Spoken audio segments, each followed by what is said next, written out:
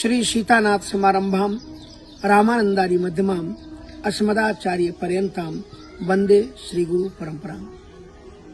बागेश्वर धाम में श्री हनुमंतलाल जी की मंगलमयी कृपा, सन्यासी बाबा का साधना का अद्भुत प्रकाश, जिसके पुंजीभूत प्रत्यक्ष मूर्त रूप में दिखलाई पड़ते हैं श्री धीरेन्द्र शास्त्री जी। धीरेन्द्र शास्त्री जी ने हनुमंतलाल जी की मंगलमयी कृपा, सन्यासी बाबा की सिद्ध स्थली को अपने जीवन में आत्मसात किया और परोपकार लोक कल्याण के लिए जो अपनी सिद्धियों के माध्यम से अनेकों लोगों का भला उन्होंने किया, आज से संपूर्ण विश्व में उनका नाम विश्रुत है, सभी लोग उनको जानते हैं।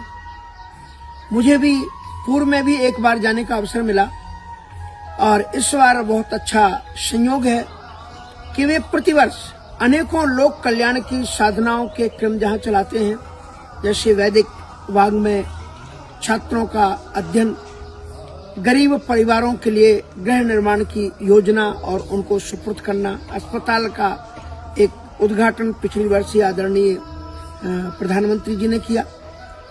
इसी बीच में उन्होंने एक और भी महत्वपूर्ण, हमारे जो भारतीय संस्कृति में जितने भी यज्ञ हैं, दान तप आदि हैं, उनमें सर्वश्रेष्ठ माना गया है कन्यादान। श्रीमद् भागवत में देवहूति ने वन को जा रहे तपस्या के लिए जाते हुए कपिल देव जी को रोका है। उन्होंने कहा, ब्रह्मज्ञाः पत्याः समाः, अपनी कन्याओं का विवाह करना, उनका कन्यादान करना, इससे बढ़कर के कोई और दूसरा अनुष्ठान नहीं है। लेकिन धन्य ये संत जो अपनी कन्याओं को लोग दान नहीं कर पाते, कन्यादान नहीं कर पाते, सौभाग्य नहीं मिलता, वो प्रतिवर्ष सैकड़ों कन्याओं का कन्यादान करके उनके घर गृहस्थी को एक आध्यात्मिकता के साथ में जोड़ते हुए उत्कृष्टता की ओर, उत्कृष्टता का मार्ग उनको प्रदर्शित करते हैं। इस बार 300 कन्याओं का कन्यादान महोत्सव होगा, विवाह महोत्सव होगा। सौभाग्यशाली होंगी वे कन्याएं, सौभाग्यशाली होंगे वो वर जो इतने संतों के सानिध्य में शिवरात्रि के मंगलमय महोत्सव के अवसर पर वे एक संत के सानिध्य में हनुमंतलाल जी की मंगलमयी कृपा और सन्यासी बाबा की छत्र छाया में एक वैवाहिक जीवन में, गृहस्थ जीवन में प्रवेश करेंगे। उनका जीवन निश्चित रूप से कल्याणकारी होगा। इसके अतिरिक्त इतना ही नहीं, साथ साथ में वे श्रीमद् भागवत कथा के माध्यम से भी लोगों को जीवन जीने की दिशा, आध्यात्मिक ऊर्जा प्रदान करेंगे।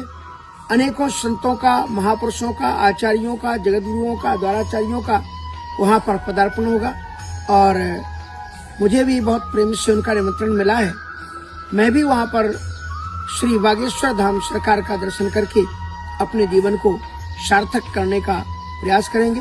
तो मैं भगवान से कामना करता हूं कि उनका यह मंगलमय महोत्सव ऊंचाइयों को स्पर्श करते हुए लोक कल्याण का प्रमुख साधन बने।